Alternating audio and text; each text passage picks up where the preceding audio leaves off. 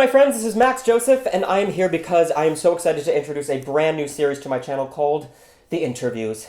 I'll be interviewing actors, directors, writers, critics, people who love film, and I'm very excited to introduce the very first guest on this channel. His name is Dominick Laruffa Jr. Stand by. So excited. I know, this is so exciting. And he is in the upcoming Martin Scorsese film, The Irishman. My friends, Dominick. Max, thank you so much for having me. You're very welcome. Was that a good introduction? It was great. It was great. Yeah? Yeah. All right. Did I miss anything? No, I would like follow with Dom from The Irishman for the rest of my life. So Married. yeah. Recently. Recently married. Still happy about it. Yeah. That's good. Whew. Yeah. Yeah. Because that would have been bad. Okay, so I'm going to do a quick getting to know you game. Okay. Ready? It's all about movies. Okay, let's do it. Favorite movie of all time? A Bronx Tale. Did you like the musical? I liked my friends that were in it. Great. Favorite song written for a movie? Any genre? Yeah, Disney, can be The Greatest Showman, like literally anything. Okay, because I mean, obviously The Greatest Showman, but I also want to go like It's Hot Out Here for a Pimp, you know? Whoa. You know? 3-6 Mafia, when they won an Oscar before Martin Scorsese did, you know? Do you remember that? You remember that time? I mean, no. But I appreciate that that's your pick. Yeah, I kind of want to go for that. I love it. Favorite actors? Like, if you could give me like a top... I don't know, just... I mean, are you allowed to say Tom Hanks? Because he's mine. Yeah, somewhere between Tom Hanks, Bryan Cranston, and then if I can go a little bit sideways, I would go somewhere between Mark Rylance and Will Smith. Oh, Mark Rylance. But also, actors and movie stars are different questions. Like, if you're going to say, like, Dominick, who's the greatest movie star ever? Obviously, the answer is Tom Cruise, like, for sure. Sure. Sure. The number one. But then, there's, you can go Pacino, you can go De Niro, And we'll get to them in a minute. Leo DiCaprio, people like that. Denzel, Sidney Poitier, people like that. You know what's one of my favorite movies? John Q. John Q is a completely underrated, amazing, heart-wrenching film. It killed me. It destroyed me. Every time I lay my head down on a towel, I think, well, what am I going to do right now? It's so good. Bryan Cranston, you've worked with him? Twice. What have you worked with him on? My very first Broadway show, where as a producer, a play called All the Way, where he was playing Lyndon Johnson. It was the first year of his accidental presidency. Right. And that profoundly changed the direction of my life, because at that point I had produced nothing. And right. That was your first. Yeah, that was my very first thing, and it won a Tony, and it won all this. All these crazy things. And that ended up setting up a lot of opportunity for me to start producing a little bit too. Right. And then he got me my first film as a producer, a movie called Wakefield. I remember him and Jennifer Garner were the leads in, maybe 2 years after All the Way ended. And whenever I see him now, whenever I see him and he says my name and he hugs me in front of my friends, you're like, just... It's like Jesus. I made it. Yeah, if Bryan Cranston gave me a hug, I think I'd die. Yeah, I think we've seen each other I probably say we averaged twice a year since All the Way. So, we've maybe seen each other 10 times since All the Way ended, and every time it's more exciting for me. Have you seen El Camino yet? Of course I saw El Camino. I watched the back 8 of the final season of Breaking Bad, leading Greatest television show of all time. By bar none. There's no question. Yeah, no. If I had to go in order, I would go Breaking Bad, The Wire, Battlestar Galactica, Sopranos, maybe The Americans / Friday Night Lights. Sure. Yeah. I would go Breaking Bad, Rugrats, Rocket Power, SpongeBob. So the deep stuff. Yeah, the stuff that really gets to you. And tell me you don't remember that. So, your favorite movie quote of all time? I know that you can come back to that if you want. It can literally just be... If I thought I was going to get caught, Charlie, I wouldn't have done it. It's Eric Roberts to Mickey Rourke in The Pope of Greenwich Village. That's on my watch list. I haven't seen that. Oh, how are you hosting a film show? You haven't seen The Pope of Greenwich Village. That's it. Cut and done. Can't be here anymore. Thank you. Star Wars or Star Trek? Star Wars. That's the correct answer. Yes. MCU or DCEU? MCU. I don't even want to let you finish the sentence. I know. I just wanted to make sure that... Because or else you would have had to leave. Yeah. Movie you're embarrassed you love? Ooh. Oh, The Notebook. I love The Notebook. It's pretty good. I can't watch it because I was not emotionally okay after watching it for the first time. I used to be embarrassed about it. Now I'm not. I want to like put on my pajamas and eat ice cream and feel stuff. Yeah. It's great. You want to do that later? Yeah, let's do it together. All right, Chinese food? We already had that. A movie you're embarrassed you hate. Oh. Most things that have Barbra Streisand in it. I know that's like you're not allowed to say that, but I'm just... No, that's the question. I struggle. You don't get her. I don't. I mean, like, after, like, post Funny Girl. Funny Girl's great. Okay, good. But post that, I just... You don't get it. Just like, ugh, why? I don't. Okay. Yeah. Everyone's going to turn up. No. I mean, like hopefully they keep watching. We're going to talk Irishman. This is the last question. Yeah. Wait, two more. It's very quick. Movie you're embarrassed you haven't seen. Oh, I've seen... I see a lot. I do my best to try to see everything. But... Like one of my classics I have not seen because I'm waiting for a rainy day. I haven't seen Gone with the Wind. I know. I'm waiting. I know.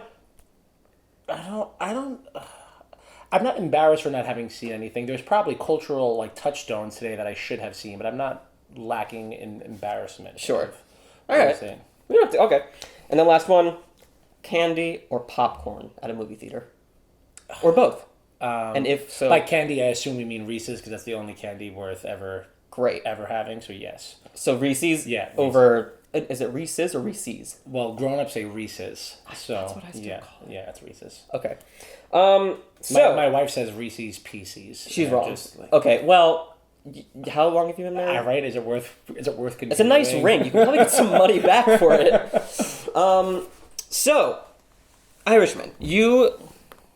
When did you start recording Irishman? Because this film has been in development for... it was supposed to come out last year, I saw. So the movie's been in development for almost a decade. Can you imagine that Marty, because he said you can call him Marty. Is that what you call him, Marty? Mr. Scorsese. You and Marty? the 3 days I worked with him, he said I can call him Marty. Can you imagine being Martin Scorsese, and it taking 10 years to convince someone to give you money to do something? No. Like, what chance do the rest of us have? No. So over a decade in development. But to more directly answer your question, my first day, I will never forget it because it was also the first day of production for the whole film. So I started shooting. That was the first day they had done anything? Their very first day of principal photography was my first day on set. It was September 18th, 2017. And I will not forget it for the rest of my life. So outside of the fact that it was my first major studio contract, I knew I was day one of a 6-month shoot. So, I mean, everyone from every department was just, this freaking out. This fever pitch moment going into this thing that everyone knew could maybe be what it's becoming. But like being hailed as a masterpiece. Yeah, the pressure was felt instantaneously. I will say though, however, I have never experienced such a level of professionalism and speed and efficiency. And I mean, my first day was me, 3 other principals, 300 extras, and then all the teams that come along with it. And I genuinely won't forget it for the rest of my life. It was the first time I had my own extended honey wagon, my first double wide trailer. Oh my god, that must have been really cool. Well, yeah, because it was the first time I had my own Teamster dedicated to me. Oh my god. And so mind you, day one, so my Teamster shows up and he's freaking out because my DirecTV's not working. And I was just like, what can I do for you? I was just like, I was like, you're thirsty? And he was just like, kid, this is not how it's supposed to go. Right, I'm supposed to be your... Yeah, but I was just so happy. Like Cloud 9. Yeah. So what was it like? So you worked with him with Scorsese for 3 days. Yeah. What was it like? There was a week and a half total of pre-production and production, and getting my hair wig done and costume and stuff and wardrobe. Great wig, by the way.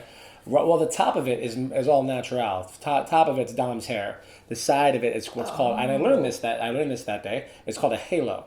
That type of wig. Was it like? So yeah, it was just the sides. So the top is all me, and that was blended into what's called a halo. Okay. Well, I'll post a little picture because maybe I'll post it right here. So when you go into the trailer and you see, because we'll get to the trailer in a second, which I was very excited about. You can see his top of his head, and I was like, that looks like a wig, but it's not. Okay, so that's all Dom. Wow. Yeah. That's so cool. So what was it like working with arguably the greatest director working today? So day one, mind you, they said there's 300 extras. Right. So the other principals they want. So the AD, his first AD, who is his own pretty prolific director in his own right, but he only AD still for Scorsese. He's directing via a boom mic essentially, because he needs to reach, I don't know, a quarter of a mile back of distance of people. So it was initially the least intimate thing I've ever done. Right. You consider film and television, most of the work you're doing is here, right? Right. I want you to do this, I want you to do that, or whatever it is. But he was directing us from Video Village, which was 40 yards away. Oh my God. At first, it was a really interesting thing at first. So you didn't get to see him right here. Yeah, it was very, very, very far away, which is the opposite of what film and TV work normally is. And then throughout the day, he got closer and closer and closer and closer and closer. And was that with the closer end up being the first time you guys had an interaction? Yes, and that first day, I want to say there was 8 cameras rolling at that point, because there's this giant fighting through a major crowd scene. There's a big attempted death in the scene. That's all I'll say at this point. Sure. And there was a lot of mechanics to work your way through, and I got in trouble for the first time during this scene. So I'm doing everything I can to be the best possible actor I could be, showing up so on time and prepared and put together and knowing everything that I was going to do in each moment. Right. Unbeknownst to me, and then you could see it in the final product of the film. My big scene that made it in, is the only scene in the film, in the 3.5-hour film, that's shot in slow motion. Right. Oh, okay. So the slow motion in the trailer is actually... Yeah, but the whole scene is like that. Oh, I thought it was kind of just going to be what it was, because sometimes trailer put things in slow motion that's not actually in slow motion. It's funny. I thought that too, and I didn't know that until I went to world premiere and saw the actual finished product. So the whole scene is in slow motion, so you could really see what we're doing, what we're thinking, what we're feeling, what we're approaching this pretty dramatic plot pivotal point of the film. So anyway, as I get in trouble, the AD stops production. We're on our 17th take or whatever it is, and I'm just like, oh God, I wonder who screwed up now. And he comes to me, and I was just like, you freaking idiot. I was like, I'm never gonna work in this business again. All right. And he was like, so the director, just watch it back. So the director, Marty's, I see him sitting right there. I was like, hey. Hi, Marty. He was like, so the scene is pretty dark, it's pretty sad, it's dramatic. I'm watching the attempted assassination of my dad. So my very, very, very first word that I say is I'm shouting the word no. Mm-hmm. Right? No, Dad, no, whatever's going to be coming up after that, I'm shouting the word no. But because he's shooting in slow motion, and he's watching each frame back if you go to extend your hand, he's watching it he's watching literally it like this, watching it extend. Watching it a bit and coming back, and everyone's waiting. I'm in 3-inch heels and giving all new appreciation to any woman I've ever met in my life. It was crazy. So he says, it looks like you're smiling when your dad gets shot. And you shouldn't be. Yeah. So don't smile. Yeah, I'm crying and I'm screaming. How do I look like? What do you mean? Because apparently, in slow motion, the way my face says the word no was coming out like no. Oh, so it starts off with a smile, yeah. Yeah, so how long I've been acting since I'm 12. Right. In that moment, I had to figure out how to say the most simple word that most humans use, the yes, no, mama, dad, a word I've been saying for 29 years. Learn how to say no like this.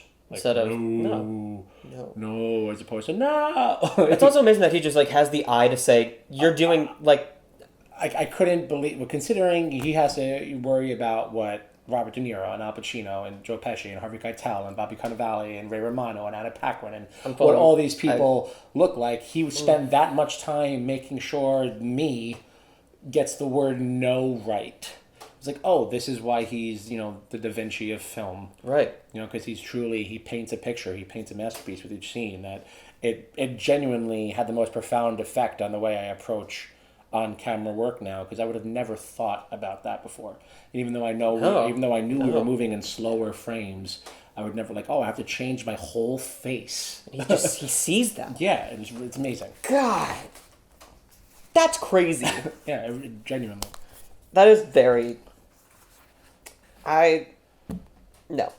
So, let's talk about the trailer. Okay. So, I remember when the trailer was posted, I was freaking out because, I'm a huge film person, and I'm a huge Oscar person. Yeah. So, I had this movie, I'd known about this movie for at least, a year and a half before like this year. So like I had this winning Best Picture last year. I love that. Right. Yeah, please. Best Picture. Oh, don't worry.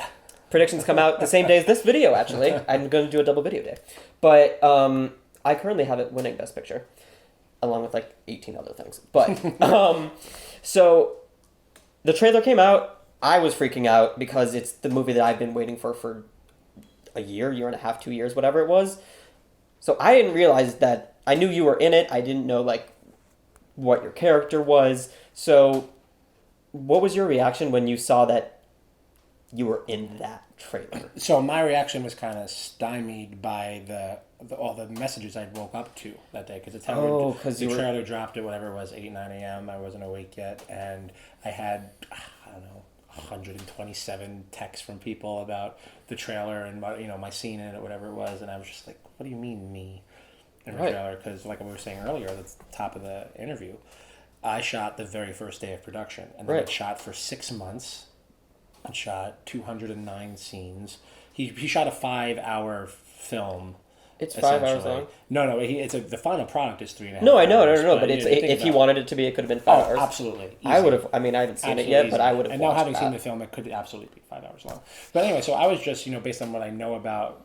What I know about the business, what I know about the cutting room floor, right? And then knowing you genuinely find the film that you do it like as you're going, you find things that work and don't work, whatever it is, and shooting not just at the top of it, but shooting day one. I was like, there's no way I'm going to make it into this thing, and I was prepared myself for that, as did a lot of other actors who have much more recognizable faces in screen time than I do. We were all kind of talking and preparing ourselves that we're not going to make the. Because you just don't know. Yeah, we're not going to make the final edit of this thing. I mean, just think about who the top 10 cast is, and if you keep going down, it's still these incredibly people who are number ones on their own shows. Correct. So you got to get those people in, whatever it is. So the last thing in the world I expected was to make the trailer of one of the biggest movies to come out this decade. Yeah, I will have that for the rest of my life. It kind of makes me hate the business a little bit that like the 2 seconds I was in this trailer is more meaningful to people reaching out to me than the last 2 dozen things I've done, Sure.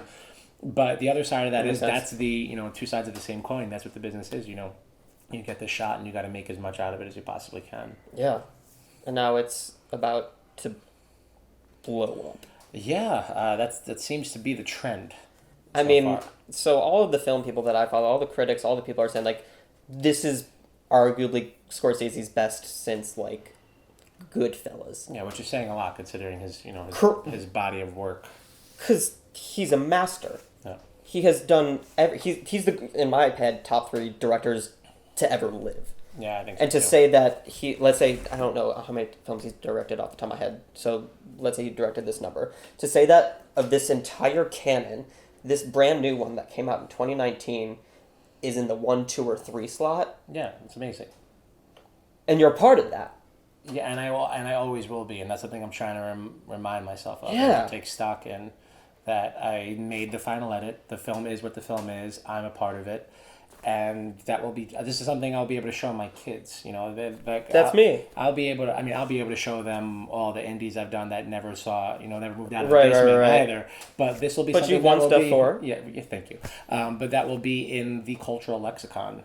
For a long time. It's like some of the people, the adults who've become my friends over the years, which is kind of blows my mind a little bit. That were the minor cast of things like Goodfellas and Casino and Sopranos and stuff like that are all now a part of my life. Right. That got their start, like their first thing that people really noticed them for. And similar roles similar to the size that I had in Irishman.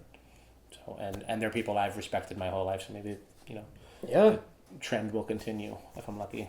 And like even if again, I have it predicted for so many things. I think no matter what, it's gonna get nominated for everything.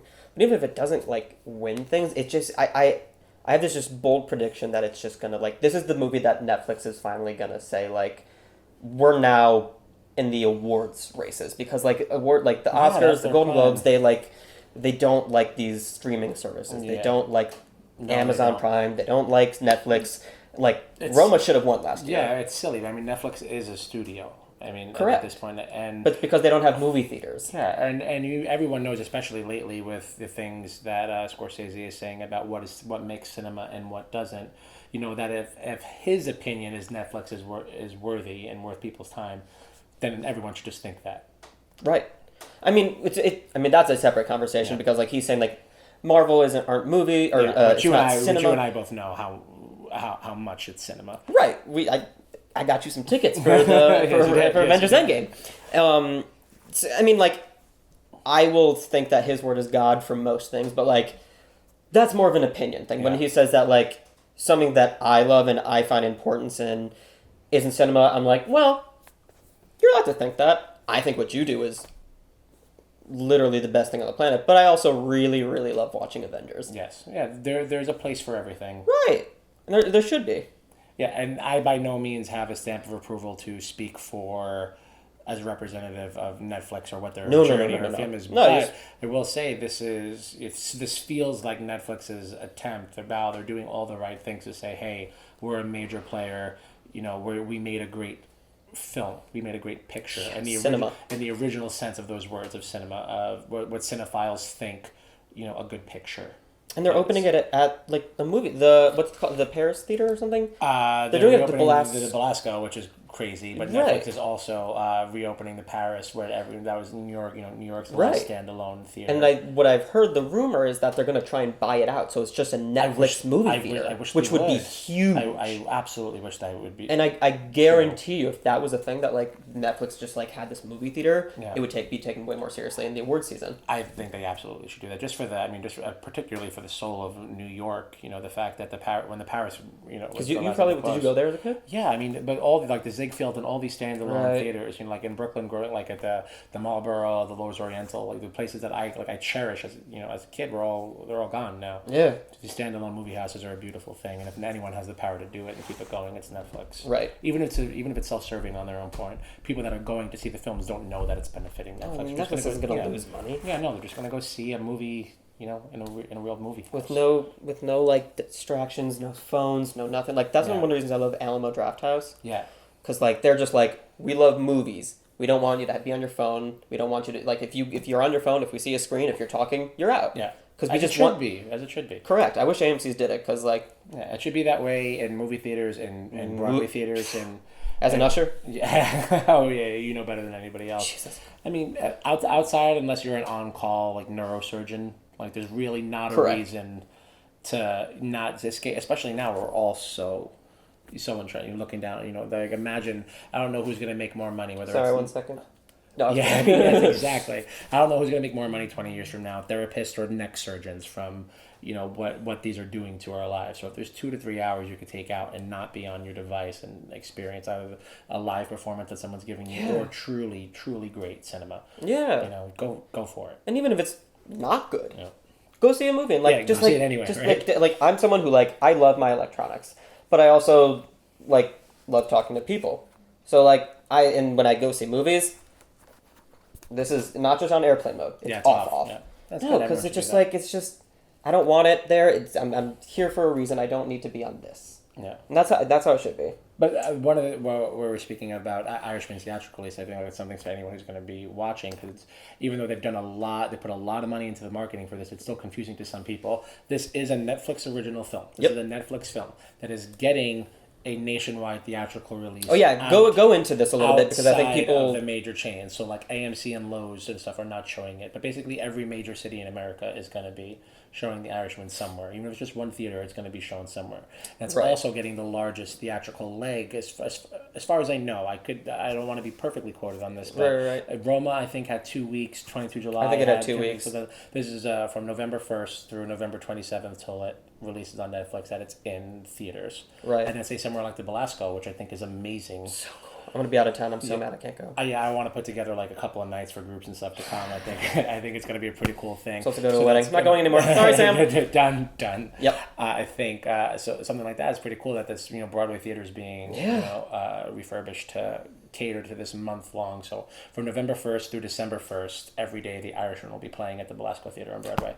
Oh, I thought it was only for like a weekend. Nope, November 1st through December 1st. Oh, I'll be here. All right, so I'm gonna for sure do that. Yeah, it's gonna be great. Oh, That's great. And I love that. That's wonderful. And I love that, like, I'm happy that Netflix is doing that so that they can say, like, well, we're legit, like, because, like, there's this rule that, like, it has to be for a limited engagement of at least 2 weeks. Yeah. And there's no reason Netflix movies shouldn't be seen on a big screen. No. Especially this. Yes, agreed. Yeah. Last question about The Irishman, then we'll get into a couple, like, fan questions. When people walk away from the film, what's the one thing you hope they get from it? This is a unique cinematic experience because it's a 3.5-hour film, and as enjoyable as every minute of every frame is, it's 3 hours that lead up to the last half hour. Oh, interesting. Okay. And often, with bigger epics like this, there's stories within stories within stories, and you're getting your own. Everyone's gonna have their own takeaway of what was the most emotional, important part to them. Uh-huh. But the film really leads up to the last 30 minutes that are just powerful, like just edge of your seat, holding your breath, just making you think about everything you ever thought, type of. And it's the beauty of a master at the helm, that he can make 3 hours feel like not long enough to get to. Right, because there's so much nonsense about 3.5 hours, and people were already like trying to say. There are critics who I know that like will say 3.5 hours. It shouldn't be, and they go in with a sour taste in their mouth. Yeah, they're wrong. And my argument is, A, shut up. B, what happened in the 1940s? How long were movies? 4 or 5 hours long. Right, and that's the cinema that those same people are. Where there used to be an intermission. Correct. To go see a movie. Correct.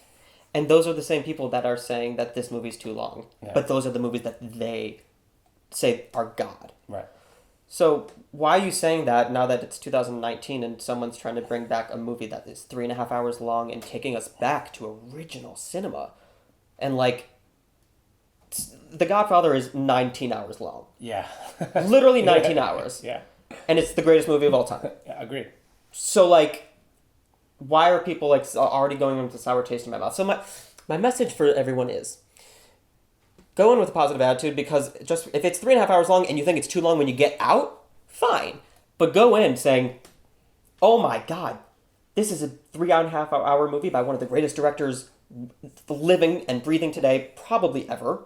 Yeah. I mean, I think you should go into most things you don't know about with a positive attitude. Totally. So I hope people could adopt that to this. Right. I'm giddy about this movie. When you went to that premiere, was that the first time you saw it? Yeah, that was the first time anyone saw, outside of like the three. De Niro. Right. There was the first time the world saw it at Lincoln Center. Man. Yeah, that was an experience. Jesus, I'm sure. Something I still get chills thinking about. I saw a picture and I was like, I want to be there.